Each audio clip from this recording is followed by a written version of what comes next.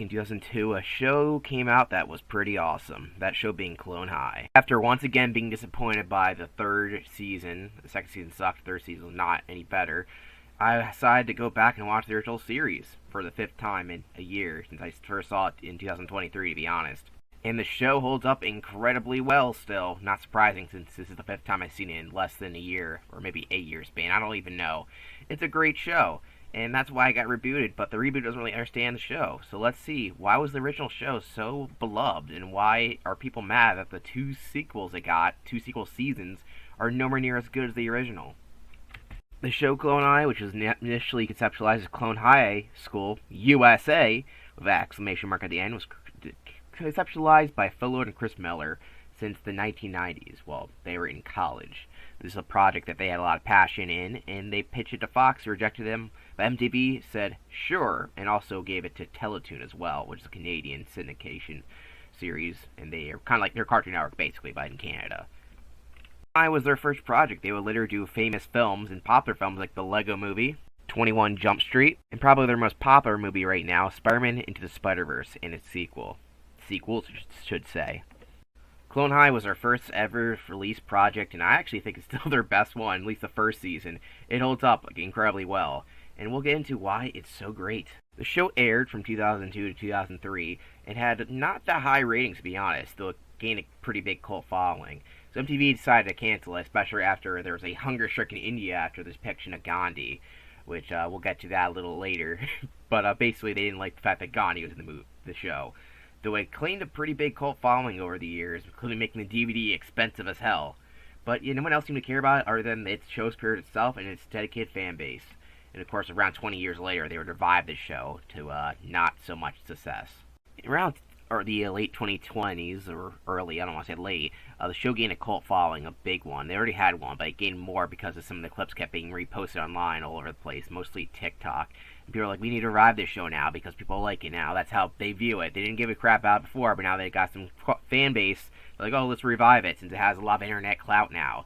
Of course, the people who made it didn't really understand the concept of the original series, and we'll showcase what it really was supposed to be about and what they missed entirely with this awful second season. Conceptually, Clone High is a very kind of weird show, so that's why I didn't have the biggest fan base at the time, because it's a very unique thing. It's basically a parody of the teen dramas at the time, mostly Dawson's Creek, Degrassi, and Beverly Hills, where that show is. It parodies it in an animation style that is similar to shows like Samurai Jack. In fact, one of the people who worked on that show designed the characters, in case you're wondering. And it's basically a parody of teen dramas with historical figures, and everything is making fun of every little trope they do. Every single trope, not even just teen dramas, but just in shows in general. They'll repeat jokes constantly about how terrible some of these are, but not like in your face, but like by making fun of the jokes, by redoing them in a way that makes you realize that these ideas and concepts that we see in these shows all the time are actually kind of stupid. And that's kind of the whole point of Clone High. Also, the fact that every character is a historical figure in high school that are clones, and they have a psycho principal who's a scientist who basically revived from the dead, as well as an evil organization wanting them to do some evil thing that they're not even knowing about because they care more about their teen drama stuff. It's a very weird show to recommend people, but if you think that concept sounds good, you're going to like this show. Clone High is a pretty tight-knit series where it focuses on mainly 5 characters, including the evil principal stereotype, which they take up to the nth degree in this show. Basically, we have Abe Lincoln, who's supposed to be the straight man. Now, in these shows, there's usually a character who's oblivious, like a lot to the people next to him, but here they pull up to the nth degree. He is so unaware of pretty much anything around him, not just the fact that other characters might like him, actually, like you see that trope a lot, but the fact that pretty much anything, he'll be oblivious to certain character motivations. He won't be mad that his girlfriend is like riding on another guy. He'll be mad that she's not wearing his jacket. That's how oblivious this character is based off the fact that that happens a lot in the shows. Now, some idiots think this character is supposed to be an idiot, like an evil character, because they don't know that being oblivious is not the same as being malicious. But so a lot of people don't like Abe Lincoln because of that. I think his character is funny as hell because of that. JFK is one of the most popular characters, and he's supposed to be the jock, but mixed with JFK's voice. Oh, supper! Are you want a party platter? This is a character that also got reinterpreted by the fandom for some reason. In the original show, he's basically a jock character, but a really stupid one, who's obsessed with sex more than anything else in the world, and in himself. Because the character is so funny that people thought that he's actually a sympathetic guy, and that he's actually the good guy, even though none of the actions in the show really showcase that. Well, sometimes the character won't do, he doesn't do evil things, but he doesn't, like, do a lot of good things, let's just say that. Most of his actions are just because he wants to fuck. But that's kind of funny at the same time. It's not, none of the characters are really supposed to be taken seriously, but at the same time, none of them are supposed to be, like, an ideal role model, because this show is not really intending to do that. Joan of Arc is the stereotypical goth girl, in case you're wondering. She's the character who is kind of like the girl next door character who likes the main character, but he's so oblivious he's just not aware of it, even though she makes it obvious, but sometimes she doesn't act out on it all the time. So it's kind of like both of them fucking up all the time, in the most exaggerated way possible. She's also supposed to be the voice of reason character, but they do that, exaggerate that a lot, because a lot of times the lessons of the show are so stupid and dumb that it's kind of funny. There's Cleopatra, who you already know her stereotype is going to be. She's the popular girl who everyone wants to bang, and she's well aware of that. And she manipulates people constantly to get what she wants. She's actually not a dumb character like a lot of these characters are. She's actually pretty smart, but she doesn't like to do stuff. She's kind of lazy and just wants to manipulate pretty much everyone around her to do her bidding. And that's kind of funny, because if you couldn't tell, a lot of these characters are directly based off her historical figures. Cleopatra acts very much like her historical figures, and the ones that don't act much like her historical figures are the least popular. So the ones that are more in tune with their historical figures are more popular, and the ones that aren't are less popular. I can't believe they even put that much detail in the show. The last of the characters is Gandhi, who is the one that got the show canceled. He is the most popular character, and he has nothing to do with the relationship drama, or basically he's the side character that you see in all the shows, but he, of course, like all those characters, he has ridiculous adventures, like making a music video of girls shaking their asses. This character is pretty hilarious, actually, and honestly, I'm more in tune with the Gandhi as in real life. If you study Gandhi, you know, he was a crazy teen at one point, much like Gandhi is in the show. But this Gandhi, at least, isn't a racist pedophile like the real Gandhi was. The last characters are Principal Scudworth and Ms. Butler, Robot Butler, Mr. Butlertron, or Mr. B, if you will. And these characters are pretty insane. These characters are usually the evil side characters who, well, Mr. B isn't evil, but Scudworth is evil. He's trying to use his clones for his own weird things, like making his own theme park. And he'll basically have the weird dialogue and a bunch of weird stuff. He's basically insane. Imagine if the principal of a school was the mad scientist. That's his character. And both of those characters, him and his robot, Mr. Butlertron, are voiced by the show's creators, Phil Lord and Chris Miller, who one of them also voiced, I think, Chris Miller, voices JFK as well. That just showcases you how involved they were with their own show. Now that I talked about the characters and how the show was created and conceived and even how it was kind of canceled, let's go over the episodes. The first episode released November 2nd, 2002 was Escape to Beer Mountain and Rope of Sand. This is basically an episode that introduced the whole concept and all the characters and what each character likes. Joan likes Abe, Abe likes Cleo, and Cleo likes Cleo. But JFK also likes Cleo, and he also likes pretty much any woman because he wants to bang every girl in the school, basically. Invaded her Bay of Pigs, if you catch my meaning. What's great about this show is that there's a lot of historical jokes with the historical figures. Like, there'll be two clones of Elvis. One is fat and eats peanut butter sandwiches. Pretty generic like that, but just the fact they have stupid shit like that makes this show hilarious. Well, I'm a genetic duplicate of Abe Lincoln. I'm not fit to be president. If I only knew what fears and insecurities were holding me back. I also forgot to mention the soundtrack for this show is amazing, including its theme song, which I can't play because it gets copyright so hard that I will block the entire video. But essentially, the whole theme show is done by this band called Abandoned Pools, and they fit the early 2000s emo, goth-style vibe that a lot of these teen shows had. I'm not sure how to describe it. So one of the side plots in this episode is the introduction to Principal Scudworth, who doesn't really interact with his clones very often, which is discussed as the shadowy board of evil figures. I think that's what they're called, quite literally. Which is the evil part, but they are the shadowy board of evil figures. I'm pretty sure that's their name. Basically, they don't really like Scudworth that much, and they want him to do what they want, their government-bought clones, basically. But Scudworth only wants to make a theme park with them because he's an evil scientist who wants to do it because he saw Jurassic Park 3. That's the reasoning in the original show. Of course, Season 3 kind of forgot about that, but whatever. Also, there's this great clip where Gandhi uses finger guns he does all the time, but when he does that at JFK, JFK gets scared because he got killed in real life by a gun. Kind of little jokes there you don't pick up a lot. Anyway, JFK is throwing a party, but doesn't want Abe Lincoln invited because, well, he was trying to hit on Cleo. Because you're not invited. I wasn't sure if I was clear earlier. So, you're not. Invited, that is. To my party! Forgot to wash my hands!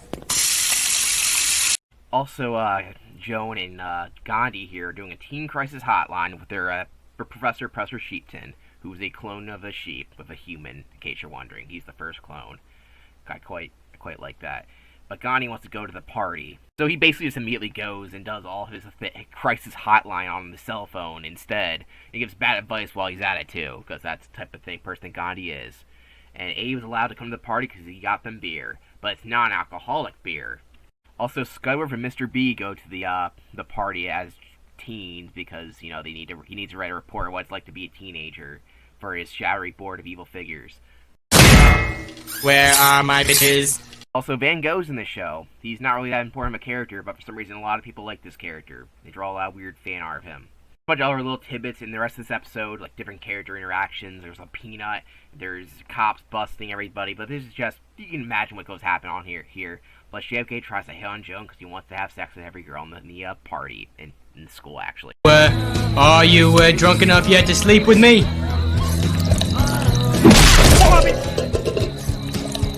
Answer the question! So the cops come and arrest 2 members because they couldn't fit anyone else in their car. Abe admits that the beer is non-alcoholic and he loses all credibility, I guess. Well, it basically just means that no one else seems to care. Not that it really matters because no one really gives a shit. This episode ends with pretty much things back to the status quo. We basically just got introduced to the characters, but maybe Cleo likes Abe because Abe likes her. And Joan still likes Abe, and Gandhi is still Gandhi. Every episode ends with next time on Clone High. It'll be done in exaggerated voice by the same guy who voices Abe Lincoln. It's pretty funny because they basically make fun of all the next time on and previously on in the most exaggerated way possible. Plus, we have celebrity guest stars. On a very special Clone High. These recap parts are short and they're incredibly funny, so even though they give you an option to skip them, you never want to because they're so well done. Episode 2, Cleo is sad because her position as principal of the school, school principal, is going away, and she wants to rig an election by having someone take her place, and it will give her the power back as soon as they win. So she's going to use JFK, who's her little fuckboy, as the person to do so. Joan thinks someone should run against JFK because it makes no sense for just him to run, but Abe's like, I can't because I'm scared. I don't know what's scaring me about running for office, but something is. Also, Scubber decides to sell out the school to get money for his Cloney Island idea by selling it to this company called Extreme Blue, which sells pancake batter in a tube, basically. Because Scubber doesn't care and he's a sellout, he decides that it's a good idea. So Abe decides to run for the principal because he thinks that maybe he can get Cleo, but his presentation sucks. A lot of tough issues facing us right now. Who have a conflict between that class and AP Physics. So in order to win, Abe decides to sell it by making an ad for Extreme Blue, which also has a weird CGI in it.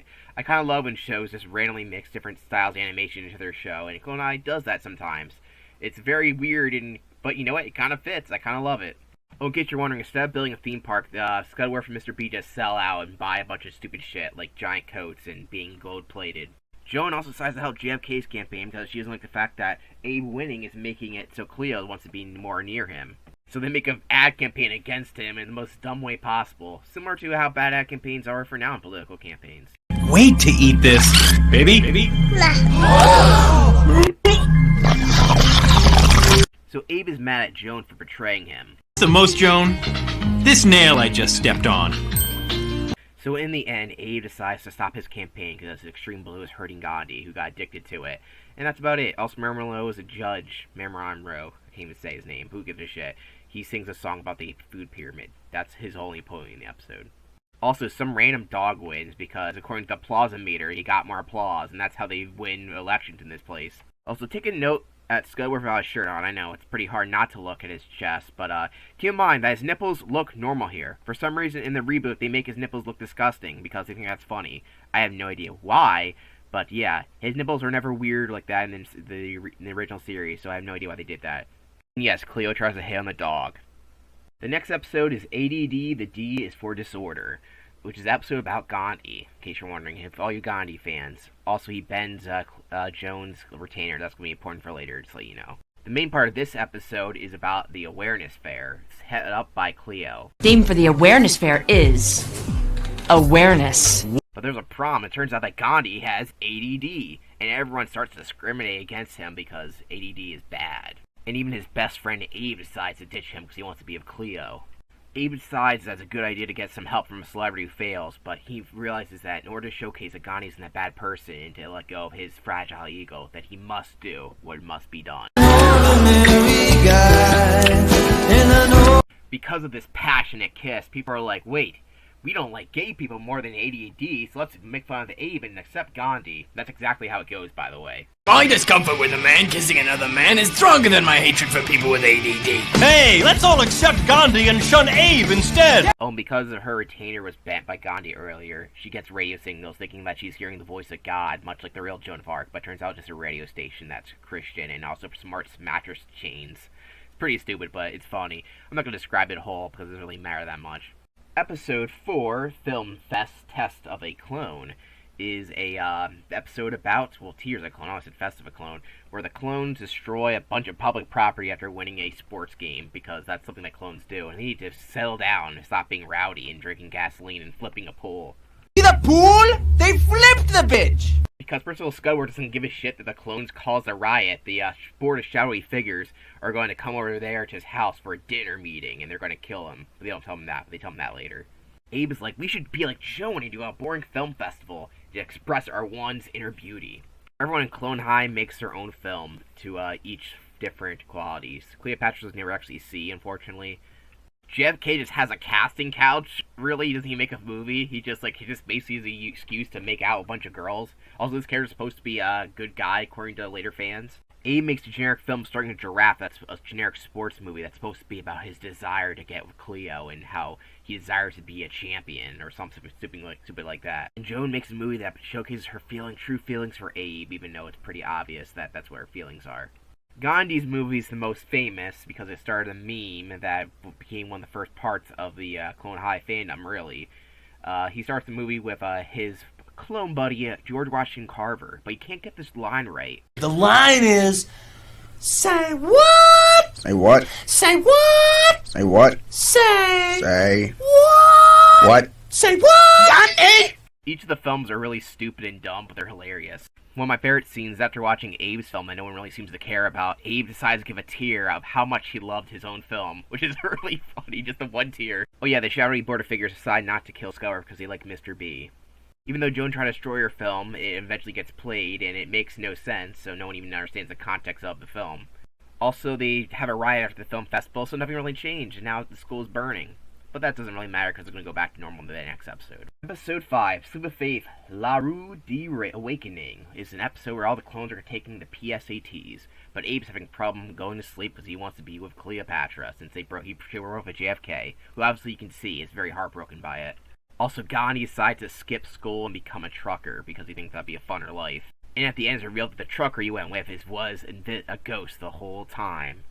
This episode's okay. I wouldn't say it's the best one. There's a robot who loves number 2 pencils, which is a government conspiracy, by the way, while we use them all the time, and Mr. B doesn't like him. It's not the best subplot in the world.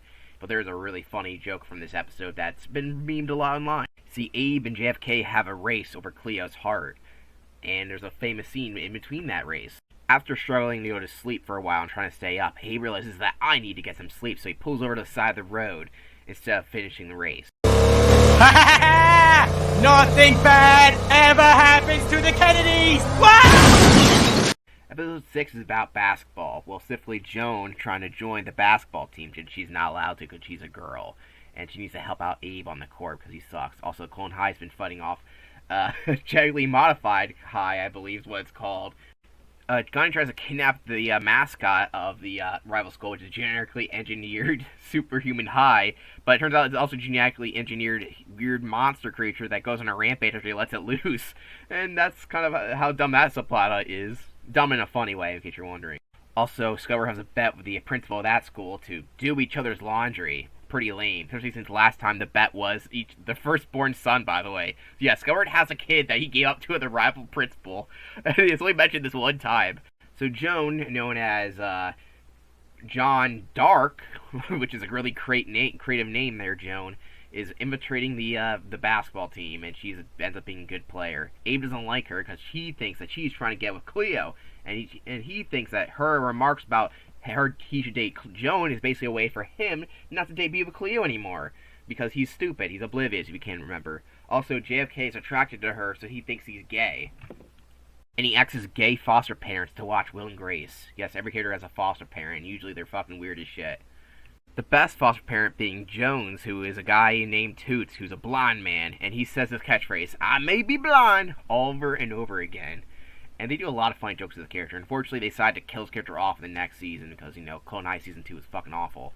So Joan reveals that she is not a man, but a woman, and that she is disqualified. That also includes half the team, because it turns out every other member is also someone wearing a mustache that wasn't allowed on the team. Everyone in a fake mustache, please leave! So they win, and Cleo likes Abe now, making Joan sad. Episode 7, Plain Crazy, Gate Expectations, is an episode where Abe and Cleo are now dating, and Abe wants to get serious with Cleo, but Cleo wants to move away because she got a dancing degree from a Canadian guy who's named Ashley Angel, who I don't even know anything about, but they act like this guy's a big celebrity. So they think the joke is that this guy, who's basically a nobody at this point, they make fun of the fact that he's a big deal, by the fact that he really isn't a big deal, if that makes any sense. Also, the Scower section's about a skunk fucking with him in a Looney Tunes-esque manner. It's okay, I don't think it's the funniest thing in the world, but I do like the Looney Tunes callback. This character would reappear in Season 3 in not a very funny way. Also, Gandhi decides to use JFK's recording studio to write a big hit called G-Spot Rocks the G-Spot, and that's the whole lyrics. And of course it becomes a huge sensation. And the follow-up doesn't do as well, unfortunately, even though it has girls shaking their ass on the music video. So Abe gets mad at the TV because he sees Cleo is dancing next to this guy who is supposed to be a big celebrity. But the big thing is that she's not wearing his Letterman jacket. I watched the show. I have eyes, They're right under my eyebrows! They also repeat this plain joke like 5 times throughout the episode, where a character runs after to stop another character and they have the same reaction, but each time is different. My favorite one is the last one they do. Buddy Holly! Is there any room on your plane? Well, let me see. It's me, Richie Valens, the Big Bopper, Jim Croce, Stevie Ray Vaughan, and a half a Leonard Skinner. So it works out in the end for Abe as he gets to make out with Cleo, and Ashley Angel from O-Town dies. Episode 8, A Room of One's Clone, The Pie of the Storm. Now, if you're watching this on Max, for some reason they have Episode 8 and 9 out of order for no reason, just to annoy the fuck out of me. Dies of obscurity, that is. What makes this worse is that the fact that the previously on and next time on Clone High will be the same in each episode, so it's obvious what the order is, so why would they change it? HBO Max sucks ass, Max. This episode's all about conflict resolution, mostly between Cleo and Joan, who like to live together now because Joan's house got destroyed in a storm that only affected her house. They paint a line in the room north and south because of their bunk beds. Quite literally, it's the north versus south, with Abe Lincoln trying to make sure that each side gets along. Haha, you get the historical joke? That doesn't happen a lot in the remake. It's pretty funny. Of course, they have this is a cliche used a lot, but usually not done north and south like that, with a historical reference in between. In fact, Total Drama did a very similar joke in their show, which is also very similar to Clone High in art style. I wonder where they got it from. This conflict resolution doesn't really work out because everyone starts fighting each other at pies, since JFK and Gandhi are trying to peep on the fight, the girl fight was going on, and also Sculver in Mr. Beer fight. Because Sculver got a robot dog from basically the Board of Shouty Figures that is obviously spying on him, but he's not aware of that. And Mr. B doesn't like that, and they fight over that. So every character's fight. And all these weird fights end up with a weird sequence of events where everything just goes to hell, basically. This is where you get scenes of them getting together, getting along all of a sudden because they throw pies at each other. And that means they like each other now in the most ridiculous way possible. Episode 9, Raising the Stakes, a rock opera in 3 acts. It's kind of rock opera, but not really. There's only a couple songs in the whole thing. But it also stars Jack Black as the main part of the storyline. Well, he plays 2 characters. Well, the same character, but in disguise. Basically, as this guy pushes raisins on kids because he wants them to sell raisins after the California raisins fell off. So in order to sell raisins, they basically pretend that it's a drug. And of course, JFK is the first to buy it, and he likes it. Like your funny words, Magic Man! So everyone acts like they're high, even though raisins don't actually get you high. But whatever. There's a lot of weird psychedelic stuff going on in this episode. Also, Scudworth makes everyone build a wall to keep everyone inside because he's an evil dictator, basically. Makes the parents get mad about their kids doing drugs, so they build a wall. Insert Donald Trump joke here. Also, Gandhi goes on this weird quest that he thinks is inside his head because he smoked raisins, but remember, raisins don't do anything, so all this stuff actually happens, including Australian Dragon and Weird Seahorse Dragon Lady who wants to have sex with him. It's one of those episodes that's better watched than described because it's so weird, so psychedelic, and it's kind of fun at the same time. I highly recommend it since it does all the basic drug trope episodes you usually do, and it does it in a very excellent way. Episode 10, Litter Kills, literally, might be one of my favorite episodes, where one of the main cast members is going to die. I wonder which one could it be. This is an episode trope you see a lot, where there are characters out to go, this character's going to die, but it's a character that they just introduced, but here they do it to the overextent. Here we got a new character known as Ponce de Leon, who is a historical figure that most people don't even know who it is. But basically, he's a cool guy that everyone loves. He's also JFK's best friend, and he loves to litter for some reason. He makes littering look cool. He's a super chill guy who's cool with everyone, and just loves life. Man, I love life. Hope this dude doesn't die anytime soon. Also, during this episode, Gandhi gets arrested on death row because he got kicked out of a car, and since he's wearing an orange jumper, he gets taken for a prisoner. Wah wah. So Ponce and JFK, they get in a fight because JFK thinks Ponce is going soft, and they say, you know what, I hate you now. Joan, is Litter gonna kill me? Oh, in case you're wondering, littering does kill in the most dramatic way possible. So they have his eulogy inside the school where his dad, as a janitor, is doing it. But then it's interrupted by Scubber says, get back to work, lazy. JFK's denial about his friend dying, so he decides to take a little trip with him inside his coffin. I sleep here next to you.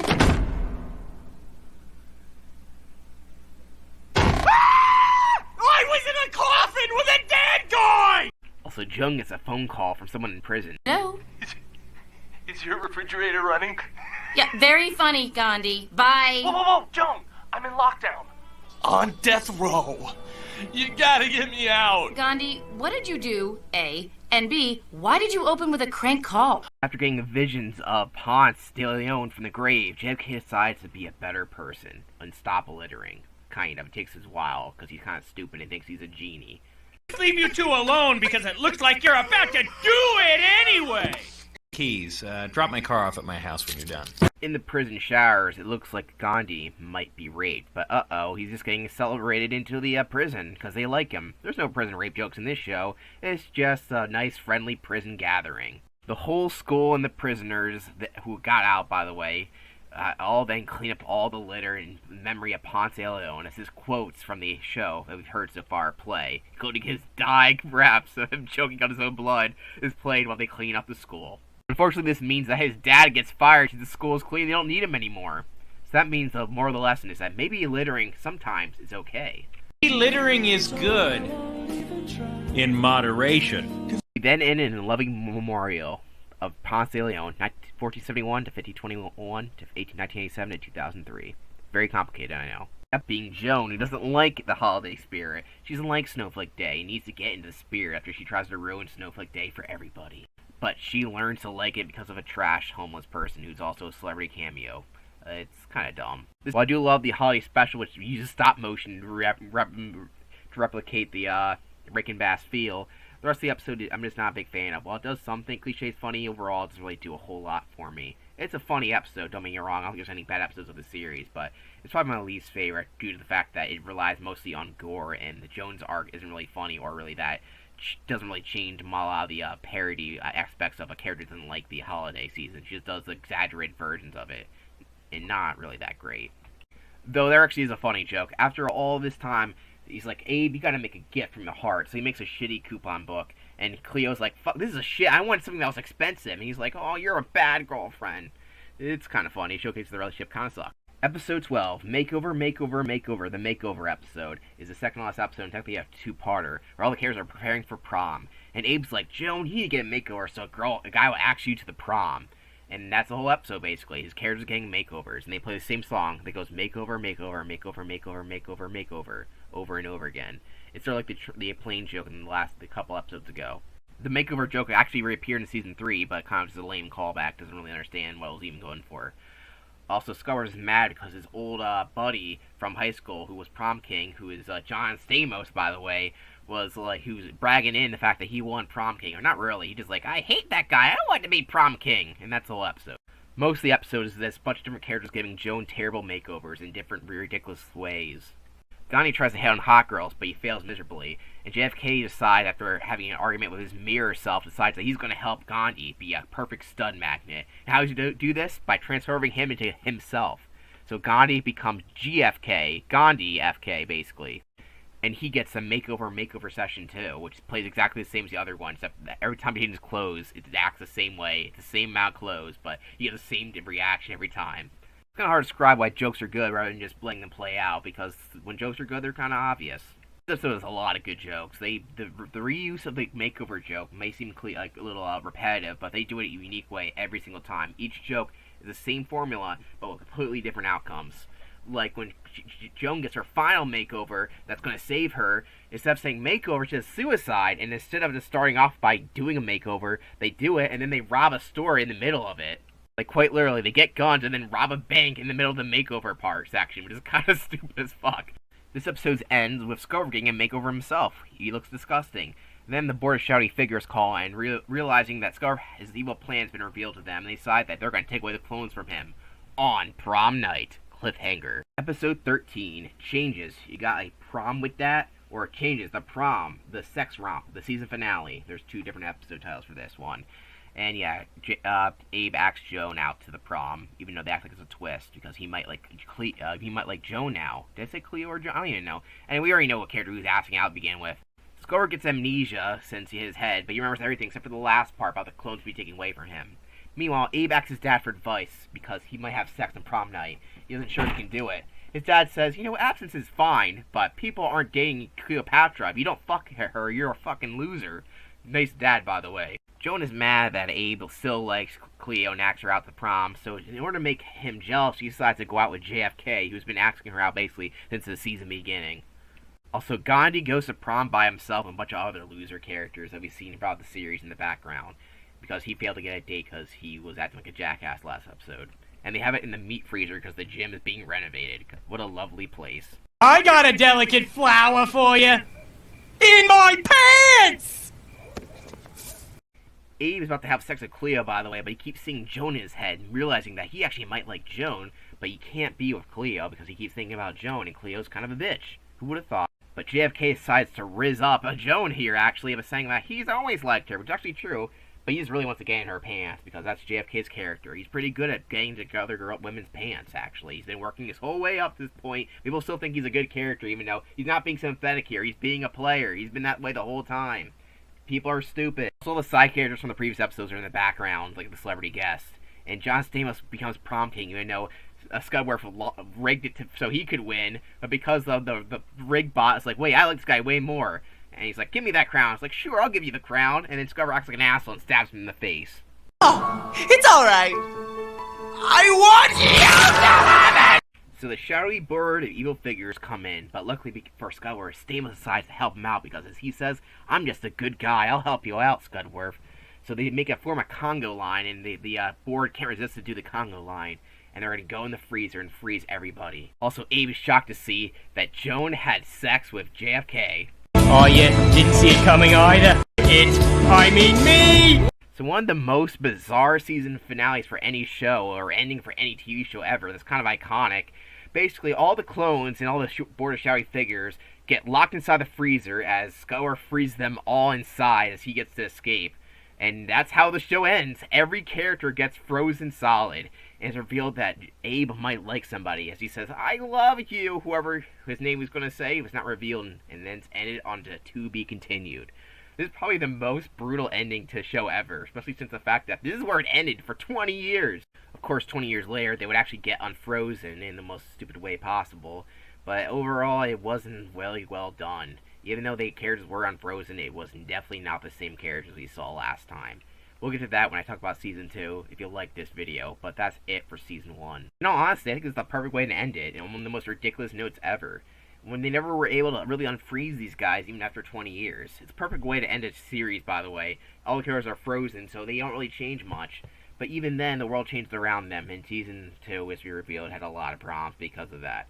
Overall, though, I think this is actually one of my favorite endings for any TV show ever. It's so over the top, dramatic, and funny at the same time that it ends up working so well. And it kind of, in a weird way, even though everyone's frozen and stuck in place, it's kind of how it's meant to be. They're stuck in their own drama, and even if something did continue, there's not much to do here. They pretty much went for all the cliches, and now everyone's frozen solid. A failed experiment of clones. So Clone High got canceled after the season finale. The show did not get high ratings, and the fact that India was kind of protesting because of a magazine about Gandhi, which kind of inferred the Clone High series. They were going to make a change in season 2 to make it that Gandhi was a clone of Gary Coleman instead of Gandhi, but that never came to fruition. While Gandhi's still not gone from Clone High since they made a bunch of references and cameos to him in season 2 and 3, overall the character is basically just gone, even if they say they will bring him back in a quote-unquote season 4 or whatever that means, if they can't make up what the new season's even called. Is it Clone High reboot season 1 and 2? Is it Clone High season 2 and 3? They can't make up their mind, nor do I really care because the reboot kind of sucked. These characters worked well here, it was very well written and tightly paced, and overall when they brought it back, they didn't really bring back the show creators. They came back as voice actors, but they didn't really write anything, and they made a bunch of terrible decisions. So next time we go over to Season 2, if I get there, probably will, because the last Season 3 video got a lot of views. And I really like Clone High. I don't really want to watch Season 2 again, because it's the worst season, but hey, we'll see what happens there. Let's get into the show episode rankings. Keep in mind, I don't dislike any episodes of Clone High Season 1. There's some I like less than others, but pretty much every episode here is pretty 10 out of 10 or 9 out of 10. Maybe one of them might be 8 out of 10, but pretty much every episode in Season 1 is pretty great. So let's get into it. Number 13, Episode 11, Snowflake Day, a very special Clone High holiday special. In case you're wondering when it comes to the ranking, every Season 3 episode comes before this episode, in case you're wondering if you want a whole series ranking. I'm not doing that since the reboot and the original are so different in quality. Number 12, Episode 5, Sleep of Faith, La Rude Awakening. Number 11, Episode 1, Escape to Beer Mountain, A Rope of Sand. Number 10, Episode 2, The Election Blue Galoo. Number 9, Episode 8, A Room 1's Clone, The Pie of the Storm. Number 8, Episode 6, Homecoming, A Shot in Dark. Number 7, Episode 3, ADD, The Last D is for Disorder. Number 6, Episode 9, Raising the Stakes, a rock opera in 3 acts. Number 5, Episode 4, Film Fest, Tears of a Clone. Number 4, Episode 13, Changes, The Big Prom, The Sex Romp, the season finale. That's actually the original title. The other one was just one they put for HBO Max, so I'm not going to count it. Number 3, Episode 12, Makeover, the Makeover episode. Number 2, Episode 7, Plain Crazy, Gate Expectations. Number 1, Episode 10, Litter Kills, literally. It is quite possibly one of the funniest episodes of TV I've ever seen in my life. I love the concept of it so much. And that's Clone High. Do I recommend Clone High Season 1 from 2002 to 2003? Yes, I do. It's a great show. It started a career of 2 pretty good filmmakers, obviously, as well as just being a funny, entertaining show. If this video didn't make you want to watch it, even if you don't have Max, I don't know what will. That's all I really gotta say about this video. And I thank you for watching the video.